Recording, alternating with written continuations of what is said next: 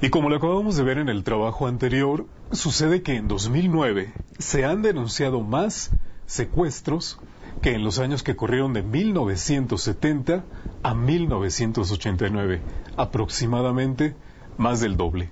Hay entidades como el ICESI que nos dice que incluso el número de secuestros es mucho mayor porque hay un elemento fundamental, el miedo de los familiares de la persona secuestrada a que su familiar pues padezca sobre sí las consecuencias de una represalia por hacer público el caso.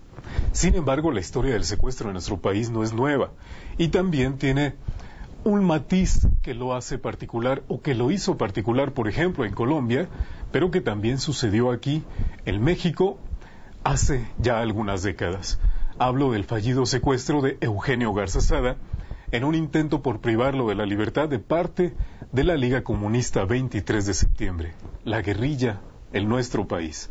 Hay que estar conscientes que durante mucho tiempo, luego que Colombia libró una guerra terriblemente cruel, el secuestro fue parte cotidiana de la vida de los colombianos, pero tenía un objetivo fundamental: hacer que los gobiernos tomaran las decisiones que los secuestradores quisieran.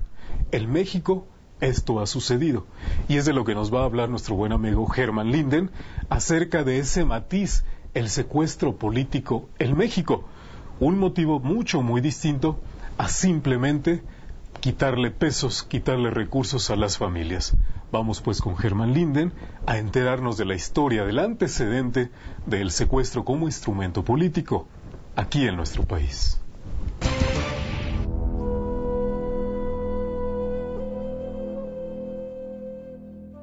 Etimológicamente hablando, la palabra secuestro tiene su origen en el vocablo latino sequestrare, que significa apoderarse de una persona para exigir rescate o encerrar a una persona ilegalmente. En la antigüedad, el término con el que se denominaba a este delito era plagio, palabra que se refiere a una red para pescar. A las 5, si no ha hecho el depósito, encontrará a su hijo en el basurero. El secuestro es considerado hoy en día como uno de los más graves delitos que atentan contra la integridad humana y es de los más mencionados y escandalosos actos de delincuencia en los últimos años. Según los juristas, el denominado secuestro político pertenece a la clasificación de secuestros extorsivos, o bien a la de secuestros simples, ya que el secuestro político busca principalmente chantajear al gobierno para presionar causas perdidas, especialmente en los grupos revolucionarios y narcotraficantes. ¿Será pues la guerra contra el narcotráfico la causa de los aumentos en el número de secuestros? No está por demás analizar este punto, ya que de hacer un comparativo con la situación que vivió Colombia en la década de los años 80, bien podemos identificar elementos muy parecidos a los que están sucediendo en nuestro país desde hace más de 8 años. La influencia de los cárteles de droga en la sociedad es cada vez mayor. Hoy en día, no es sorpresa escuchar noticias tales como casas de seguridad en fraccionamientos privados o residencias de narcotraficantes peligrosos en edificios de lujosos apartamentos.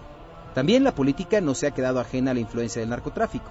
Los blindajes de campaña, los topes, las supuestas inclusiones económicas del crimen organizado han venido a ser cada vez más frecuentes. La estrategia, también del gobierno federal hacia el ataque en la guerra contra la inseguridad y el narcotráfico, quizá no midió en un principio las consecuencias sociales ni mucho menos el alcance de este. Felipe Calderón se ha visto rebasado en diversas ocasiones por el brazo violento del crimen organizado. Chihuahua, Coahuila, Baja California, Sinaloa, Michoacán, Zacatecas y Durango son muestra de la red que estas organizaciones delictivas tienen, demostrando los pleitos de plaza y sufriendo casualidades civiles. El caso de Diego Fernández de Ceballos puede ser comparado con otros casos similares ocurridos en el pasado, como por ejemplo el de Eugenio Garza Sada en los 70 o el del empresario tapatío Fernando Aranguren, por el famoso grupo denominado Liga Comunista 23 de septiembre. Hablábamos del secuestro político y de sus repercusiones. Las que este caso en particular pueden tener son inmensas. Por un lado tenemos la desaparición, ya que no se ha confirmado secuestro ni asesinato ni nada respecto al caso, del una vez llamado intocable o abogado del diablo por Jorge Cepeda Patterson, un hombre cercano a Calderón y no solo eso, un hombre influyente en la vida política y las decisiones de esta en los últimos 3 sexenios presidenciales, además de ser un panista poderoso y líder de una corriente conservadora dentro de las filas del blanquiazul. Este hecho puede ser parte de una estrategia del crimen organizado y de una evolución en su respuesta a las agresiones del gobierno federal, aunque también puede ser parte de una estrategia política y de un complot para terminar de demeritar aún más la imagen del una vez llamado buen partido. Hay incluso quienes aseguran que a falta del cambio prometido por el PAN, nuevamente llegará el PRI, pero sin haber reformado el modelo político, todo volverá casi a la misma situación, pero con gente más joven. La verdad y la realidad no se tiene y probablemente ni se tendrá clara. Lo que sí es cierto es que la historia nos ha demostrado que la presión que casos como este pueden generar es múltiple y efectiva. Ha sucedido y continúa sucediendo con las guerrillas en Sudamérica. Las FARC ha demostrado métodos que no son nuevos para los colombianos y que tratan de esta misma manera, y también han repercutido en la vida comercial, económica, política y desde luego social a nivel mundial de su país. Las respuestas que Felipe Calderón dio respecto al caso del jefe Diego en España y ahora en Estados Unidos no son quizá las que los mexicanos preocupados quisiéramos haber escuchado. No ahondó en el tema, manejó el discurso del seguimos trabajando y no vamos a flaquear, y desvió con la supuesta recuperación económica y por supuesto la ley Arizona que hoy tanto nos importa.